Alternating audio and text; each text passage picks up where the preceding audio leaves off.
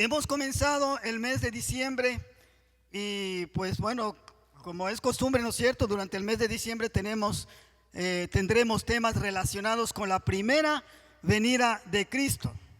Hoy, el primer domingo de diciembre, y diciembre es el mes de la Navidad. Celebramos la Navidad, el nacimiento de Jesús.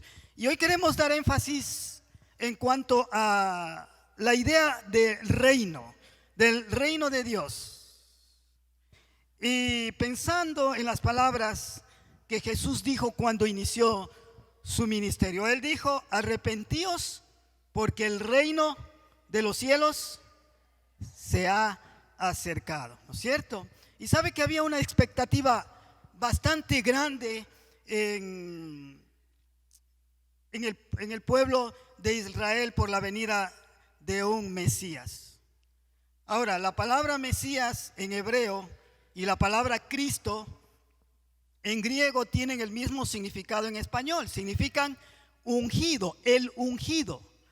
Y en el Antiguo Testamento, en el Antiguo Pacto, se ungía a los sacerdotes, se ungía a los profetas y se ungía a los reyes. El pueblo de Israel esperaba la venida de un rey, la venida de este Mesías.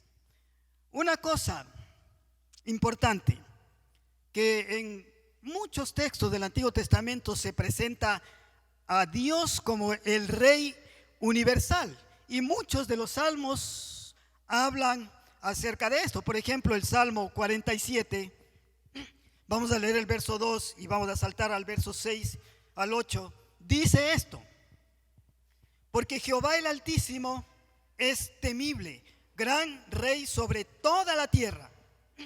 Cantad a Dios, cantad. Cantad a nuestro Rey, cantad, porque Dios es el Rey de toda la tierra. Cantad con entendimiento. Dios reina sobre las naciones. Dios se ha sentado sobre su santo trono. Los pueblos de aquel tiempo, cuando se escribió este salmo, ellos tenían una idea de que los dioses que ellos tenían eran dioses territoriales. Es decir, dioses que solamente tenían autoridad y poder sobre los lugares en los cuales pues ellos vivían, ¿no es cierto? Y esto se trajo incluso a la religión cristiana. Hay muchos que hablan el patrono de Yahuachi, la matrona de Macas, etcétera, etcétera. Tenían esa idea de que sus dioses, sus ídolos eran territoriales, que tenían solo dominio sobre cierto territorio. Pero el pueblo de Israel debía entender y debía comprender que el Dios de ellos era un Dios que tenía dominio sobre toda la tierra, sobre todas las naciones, que no era un Dios solamente allí donde ellos vivían. A ellos Dios les había escogido con un propósito de hacerles un reino de sacerdotes. Eso dice en las Escrituras, para que ellos sean un reino de gente santa, donde el mismo Dios era el soberano. Y eso es lo que se conoce como teocracia, el gobierno de Dios a través de este pueblo. El propósito que Dios tenía con este pueblo era que ellos den a conocer al resto de naciones lo que era vivir bajo la soberanía, bajo el gobierno de este Rey universal. Y a través de este pueblo Dios iba a cumplir la promesa que había hecho de bendecir a todas las familias de la tierra. ¿A quién hizo Dios esta promesa? A Abraham le dijo, ¿no es cierto? En ti serán benditas todas las familias de la tierra, todas las etnias de la tierra. Aprendí hace poco que cuando hablamos de seres humanos no hablamos de raza. Antes decíamos la raza negra, la raza blanca, pero ahora aprendí hace poco que decía que no son razas, sino somos etnias o grupos, como dice aquí, familias. La palabra que se traduce bendeciré a todas las familias de la tierra es a todos los grupos étnicos de la tierra. Dios iba a bendecir. Ahora, nosotros sabemos que Israel falló en esa misión que tenía de parte de Dios porque fue infiel. Y esto no iba, pero a anular la promesa que él había hecho, que Dios había hecho. Dios iba a seguir con el plan que había hecho de bendecir a todas las familias de la tierra. Y así es que los profetas, Dios por medio de los profetas ratificó el propósito que tenía de establecer un reino de justicia, un reino de paz en todo el mundo. Y la pregunta que se hacían ellos era: ¿cuándo Dios iba a establecer este reino? ¿Cuándo sería? Y los profetas indicaban que el reino de Dios se establecería a través de un gran líder del linaje del rey David. Mire lo que leemos en 2 de Samuel capítulo 7, versículos 15 al 16. 2 de Samuel 7, 15 al 16. Vamos a leer y después vamos a hacer unas preguntas. Pero no quitaré de él mi misericordia, como la quité de Saúl, al cual quité de tu presencia. Tu casa y tu reino serán firmes para siempre delante de mí, y tu trono será estable para siempre. Ahora, ¿quién está hablando aquí y a quién habla? Debemos saber eso para poder entender.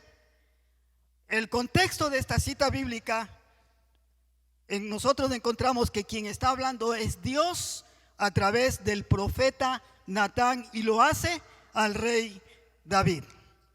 Y le dice esto, ¿no es cierto? Pero no quitaré de él, es decir, de un descendiente de David, no quitaré de él mi misericordia como la quité de Saúl. Recuerde que Saúl fue el primer rey de Israel y Dios lo desechó y escogió en su lugar a David. Pero aquí está hablando de un descendiente de David.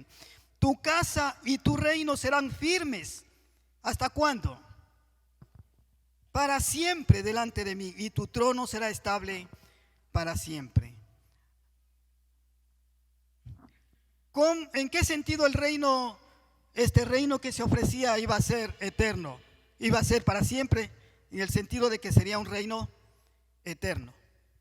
Ahora, nosotros al leer el libro de Primera de Samuel, el libro de Reyes, el libro de Crónicas, nosotros vemos que David tuvo descendientes que ocuparon el reino de Judá. Porque bueno, esa es una historia, ¿no es cierto? El reino de Israel se dividió en dos reinos: el reino del norte, el reino del sur. El reino del norte llegó un momento en que desapareció, pero el reino del sur, el reino de Judá, en el cual reinaba la dinastía de David, no desapareció ni ha desaparecido. Se levantaron diferentes descendientes de David que ocuparon el trono de David, pero la mayoría de ellos eran reyes que no buscaron de Dios, que no anduvieron con Dios. Ninguno de ellos cumplía con esta expectativa de un descendiente de David que reinaría para siempre. Además, nacía, ocupaba el trono y moría. Un descendiente otra vez ocupaba el trono y moría, y así sucesivamente. Tenemos los estudios Fred, que hablan de este periodo como el reino vacilante, porque no había un reino que durara. Y para colmo, llegó un tiempo cuando también el reino de Judá fue llevado cautivo, desapareció la monarquía allí.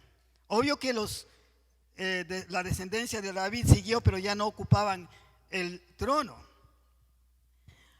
Pero los profetas posteriores a David, ellos seguían anunciando de la venida de un rey diferente.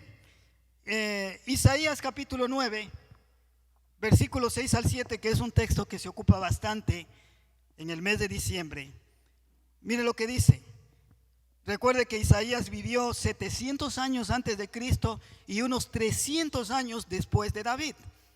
Dice: porque un niño nos es nacido, un hijo nos es dado, y el dominio estará sobre su hombro.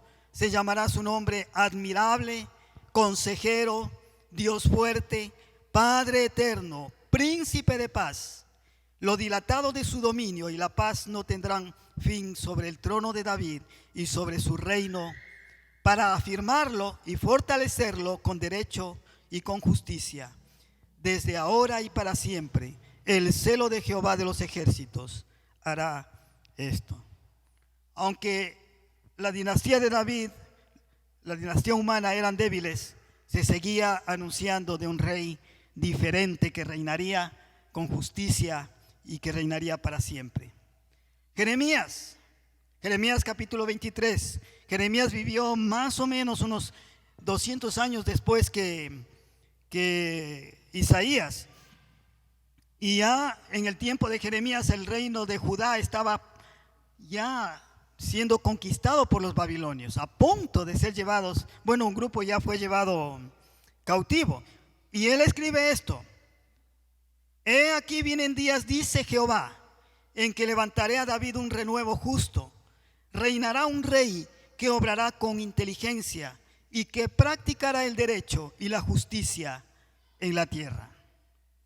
Los reyes que habían antecedido eran reyes que no reinaban con inteligencia, que no hacían justicia, eran reyes injustos y por eso mismo estaban siendo juzgados, castigados. Pero Dios seguía hablando a través de sus profetas y seguía insistiendo: voy a levantar un rey que reinará con inteligencia.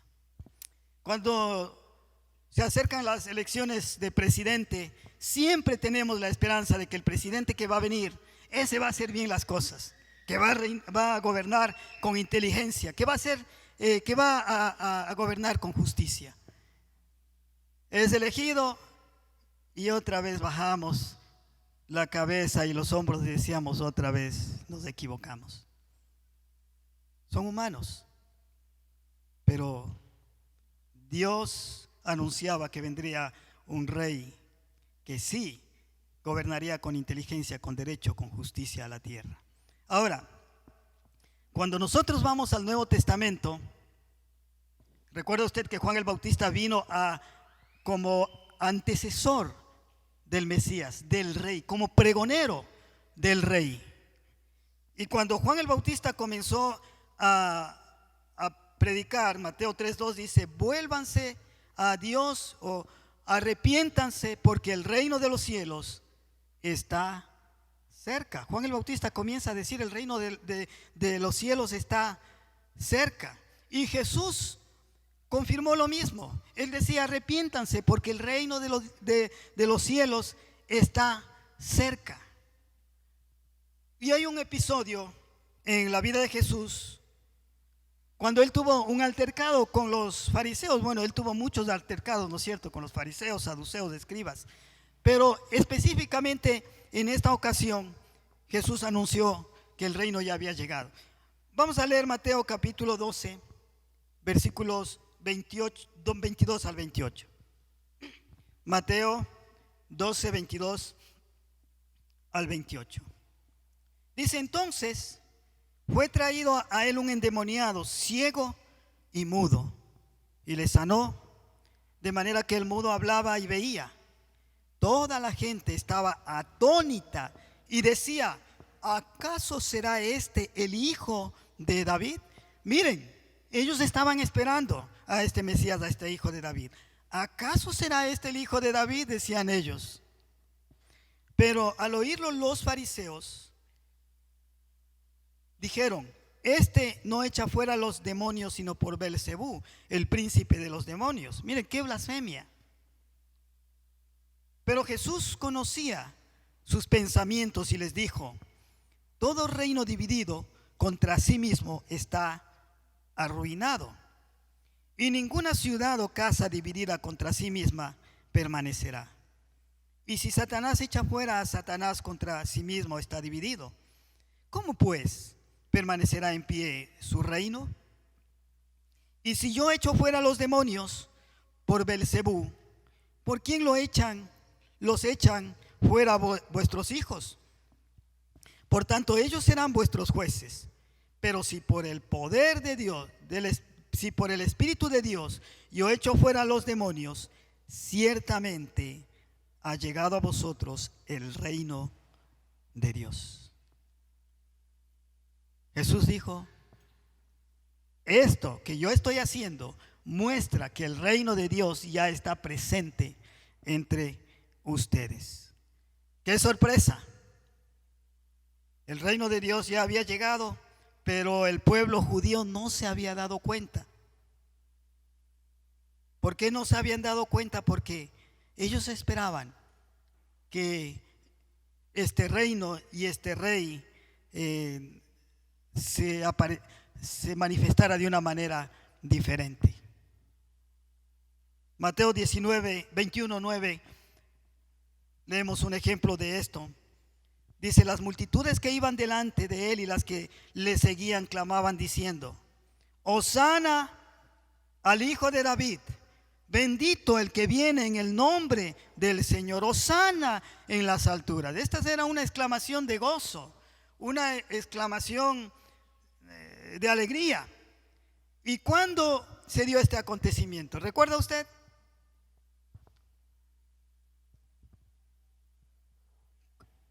La entrada triunfal, ¿no es cierto? Cuando Jesús, montado en un burrito, entraba a Jerusalén.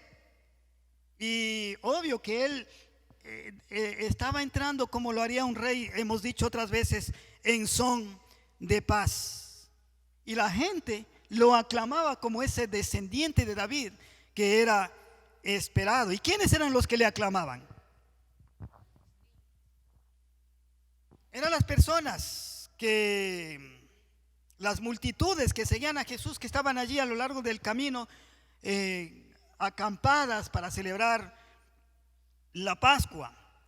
Pero ellos tenían una idea equivocada. Ellos pensaban: Jesús va a entrar a Jerusalén, se va a proclamar rey y nosotros vamos a ser libres del dominio de estos romanos que nos tienen aquí dominados.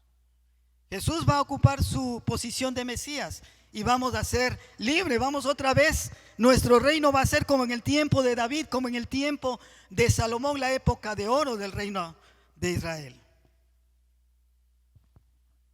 Era una idea equivocada. No entendían la clase de rey que era Jesús y la clase de reino que él había venido a establecer. Y así podemos nosotros ver otros ejemplos en el Nuevo Testamento.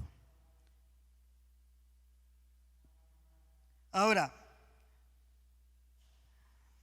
¿recuerda usted aquella ocasión cuando Jesús dio de comer a 5,000 personas? Se habla, ¿no es cierto?, en el Nuevo Testamento, la alimentación de los 5,000. La gente, luego de que comió, siguieron a Jesús y le buscaban porque dice la Biblia que querían hacerle rey. Juan capítulo 6, versículo 14 y 15. Juan 6, 14 y 15. Leemos que dice: entonces, cuando los hombres vieron la señal que Jesús había hecho, decían: verdaderamente este es el profeta que ha de venir al mundo. Como Jesús entendió que iban a venir para tomarle por la fuerza y hacerle rey, se retiró de nuevo al monte él solo. Querían hacerle rey, pero un rey terrenal. Y es triste porque ni aun quienes estaban cerca de él, sus discípulos, entendían la clase de rey que él era y la clase de reino que él había venido a establecer. Aún Juan el Bautista estuvo preso. No sé cuánto tiempo estuvo ahí preso, y la situación en la que estaba preso era una situación terrible, en lo que nosotros en español conocemos como una mazmorra, ¿no es cierto? No había cama, no había sillas, no había mesas. No sé si estaba encadenado. Él estaba allí en un cuarto frío, húmedo, en una fortaleza. Y seguramente que él, mientras estaba allí, pensaba y decía: el Mesías ya se va a presentar, muy pronto voy a salir de aquí, ya me queda poco tiempo. Pero se tardaba y nada, y la desesperación de Juan seguramente era cada vez más fuerte, hasta que mandó a preguntar. Y le mandó a preguntar y dijo: Jesús, ¿eres tú el Mesías que había de venir o tenemos que esperar a otro? Y solamente, obviamente, que son inferencias, ¿no es cierto?, que la desesperación le hizo preguntar esto a Juan. Y Juan le había presentado, dice ahí, el Cordero de Dios que quita el pecado del mundo. Sin embargo, le entró esa inquietud, esa duda, porque seguramente él también estaba esperando que Jesús se manifestara más como un rey político, terrenal, y que obviamente él iba a poder salir de la cárcel. ¿Salió de la cárcel Juan el Bautista? No salió, ¿no es cierto? Lo degollaron. Pero la respuesta de Jesús era: vayan y digan a Juan lo que ven, lo que hago, lo que enseño. Yo soy el que esperan. Y los discípulos, leemos en Mateo capítulo 20, 21, dice: entonces la madre de Santiago y de Juan, hijos de Zebedeo, se acercaron con sus hijos a Jesús. Se arrodilló respetuosamente para pedirle un favor. ¿Cuál es tu petición?, le preguntó Jesús. Y la mujer contestó: te pido por favor que permitas que en tu reino mis dos hijos se sienten en lugares de honor a tu lado, uno a tu derecha y el otro a tu izquierda. Ellos estaban pidiendo lugares de honor, pero pensando en un reino terrenal. No sé, quizá el uno ser el virrey o ser un ministro, el administrador, quién sabe.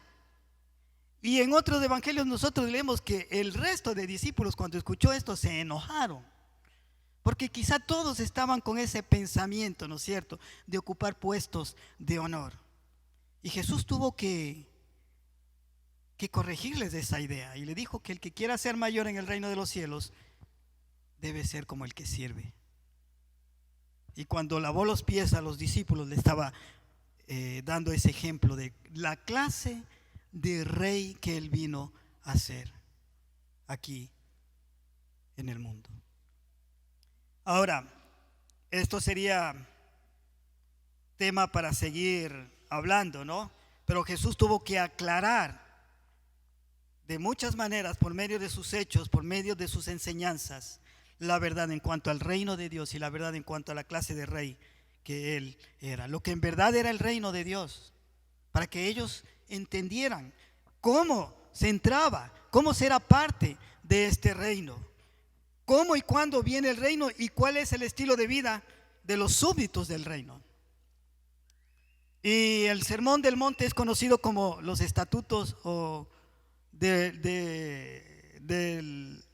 los súbditos del reino de Dios. O sea, cómo los hijos del reino deben conducirte. Mateo 5 al 7, ahí habla, ¿no es cierto?, comenzando con las bienaventuranzas. El propósito de Jesús no era promover una revolución.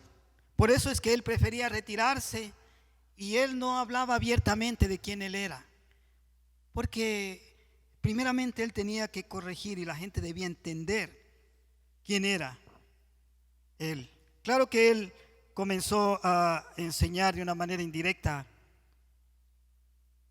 quién era él y la clase de reino que él era, a través de las parábolas, con la respuesta que él dio a Juan el Bautista.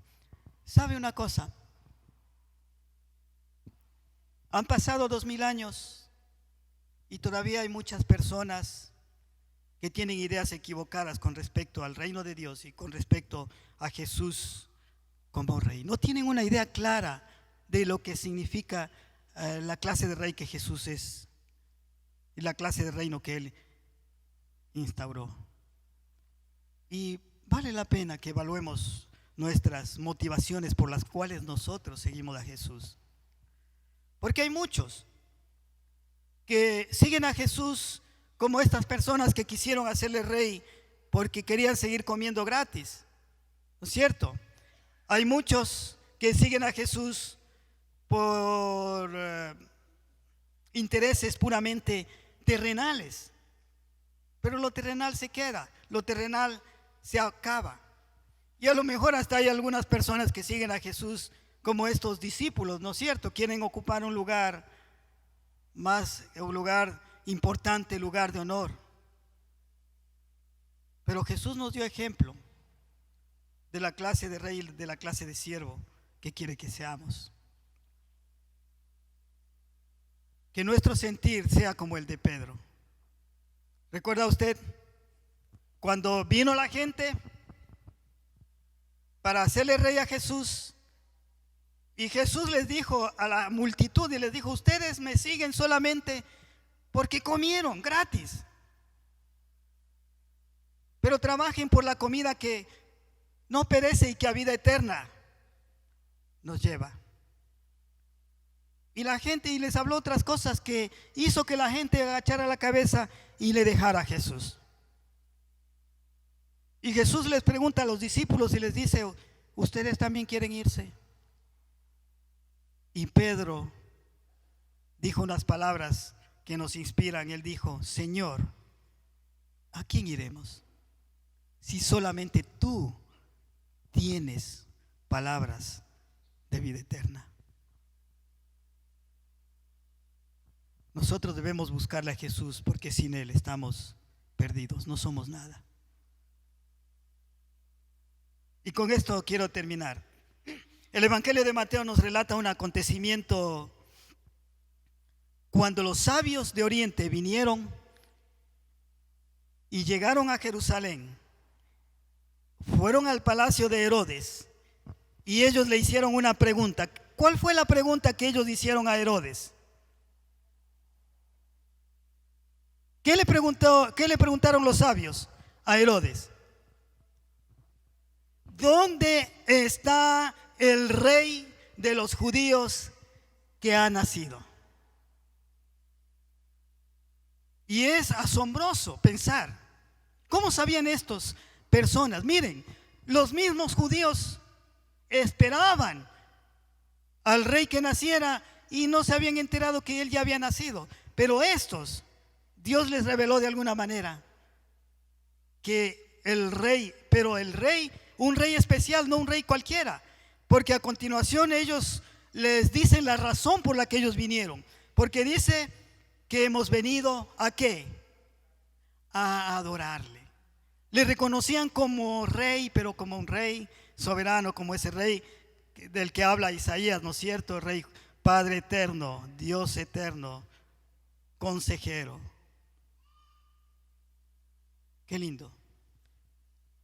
Hermanos, que nosotros sigamos a Cristo porque le amamos, porque reconocemos nuestra necesidad de que Él gobierne nuestras vidas, y también que tengamos esta actitud de estos sabios, ¿no es cierto?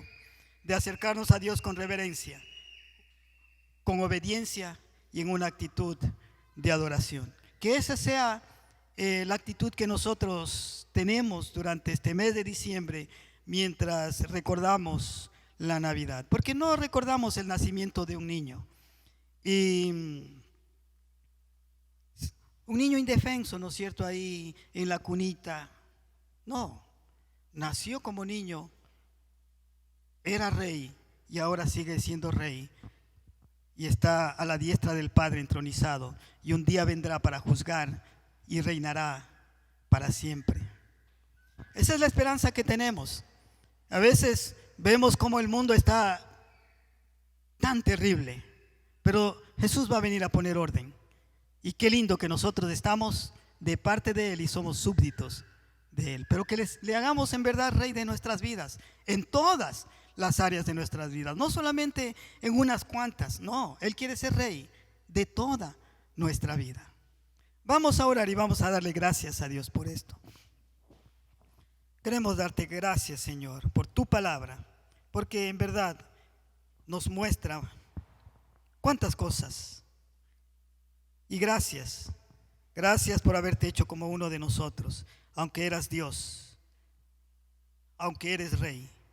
Gracias por el ejemplo de humildad que tú nos diste, Señor. Permite que en nuestro corazón haya también humildad, que no haya soberbia, y que haya, Señor, una actitud de reverencia, de adoración a ti, una actitud en la cual que en verdad te reconozcamos como soberanos de nuestra vida, porque tú eres Rey. Te entregamos nuestras vidas, Señor, y quizás si hasta ahora hemos estado gobernando nuestra vida a nuestro antojo, nos damos cuenta que no somos buenos administradores. Por eso queremos, Señor, que tú seas el Rey en nuestras vidas.